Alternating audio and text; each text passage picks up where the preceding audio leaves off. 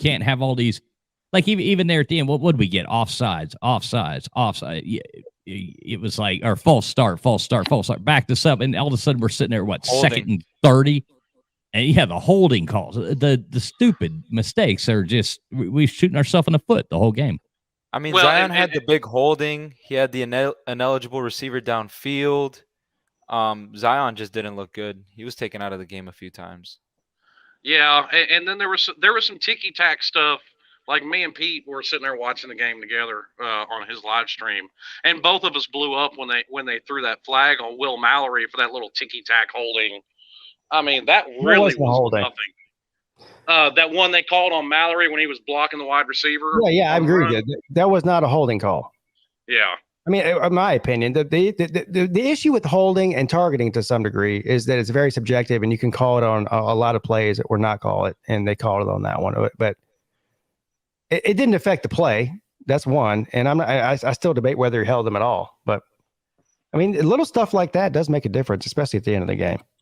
I mean, there was one holding that wasn't called where the running back, Devin Achane, whatever the hell, he had a big run up the middle for about 10 yards, and Leonard Taylor had just gotten a tackle for loss on him, and Leonard Taylor blows through the offensive line on this second play, and you could see on the replay and even during the lane, I yelled out, holding, because Leonard Taylor's about to turn around and make the tackle from behind on a chain, but the offensive guard just pulls on his hand, pulls on his shoulder, and just kind of holds him back a little bit of a subtle holding, but like still clear enough that I was able to see it.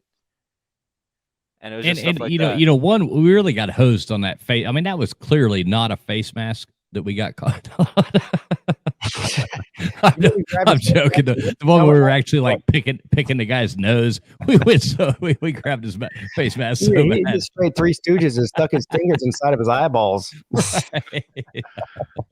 Well, the only question I have towards that, and I've seen it for years, and I've seen Miami running backs get away with it. I've seen running backs from literally every football team, college and pro, get away with it.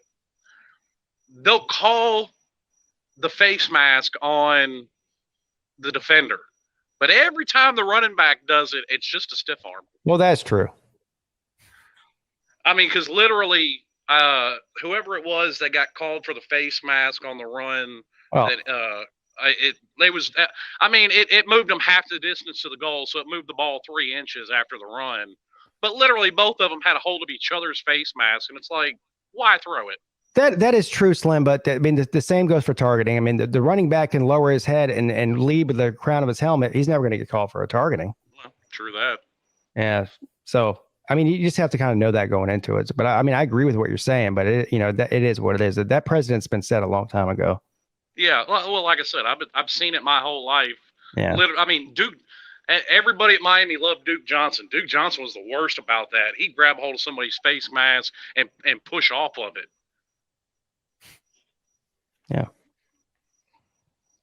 Yeah, I mean, at the end of the day, I think that we can say this over and over again, but the defense looked good. The offense, we really need to work on it. And what was up with the constant? And I guess to the point, Texas A&M is a very talented team.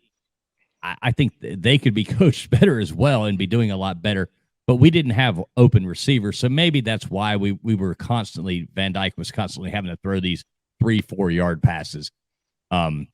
We got to figure out a way to open up the field. Yeah, well, and this is kind of a thing I've seen out of Miami kind of consistently over the last 15, 17 years. I mean, you go back. They lost to a top 10 Oklahoma at Oklahoma, but they turn around and beat a top 10 Oklahoma in Miami. What was that? That was 2009. Yeah. But then they go to the Horseshoe a couple years later, lose to a top 10 Ohio State. Top 3. I think they were number 2 in the country. May have been. But then turn around the very next year, top 15 Ohio State comes down to Miami, and we handle them. Same thing with A&M back in 2008. A&M came to Miami, and we beat them. Same And we thing beat with them in College Nebraska. Station. Same thing with Notre Dame. Lost to Notre Dame at Notre Dame in 16, and they turn around, come to Hard Rock the next year, and we beat them. It for some reason that seems to be a trend that this coaching staff needs to break, and I don't expect them to break it 3 games into their first year. But this is kind of one of those things that's par for the course that the coaching staff's going to have to kind of work out. I know we've addressed this already, but it's an ongoing theme that I'm seeing in the chat and on Twitter and everything else that I'm watching right now. Tim says terrible performance by TVD.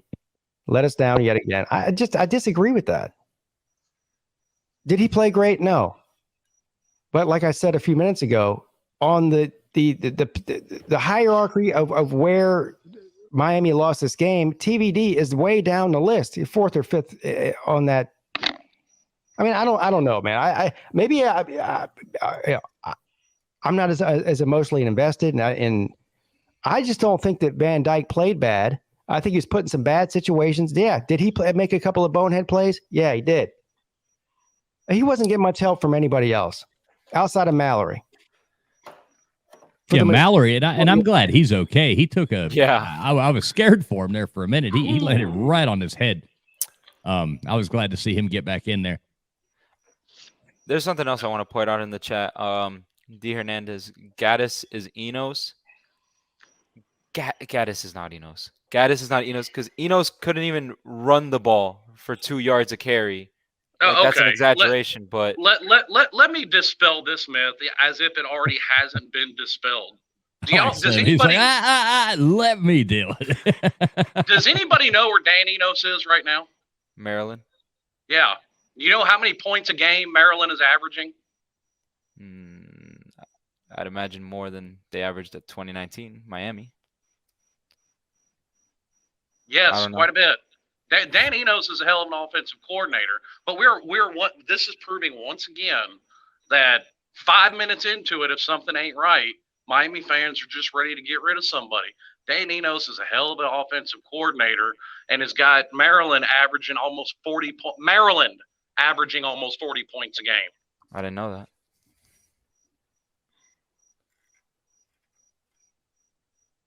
And it goes back to what I said 20 minutes ago about how much of an offense do people expect a brand new staff to have installed in 8 months. Yeah, and that's 8 months of you can only have practice this day, and there's a whole lot there. I mean, all of a sudden, so it's really only 2 months, right? They throw these people in, and they okay, figure it out right now. This is what the NCAA is going to let you do. Have at it. Let's go. You put a whole new coaching staff in. Between these months, the staff outside of strength and conditioning, none of the coaches are allowed to even speak to the players. Right. My question is, go ahead.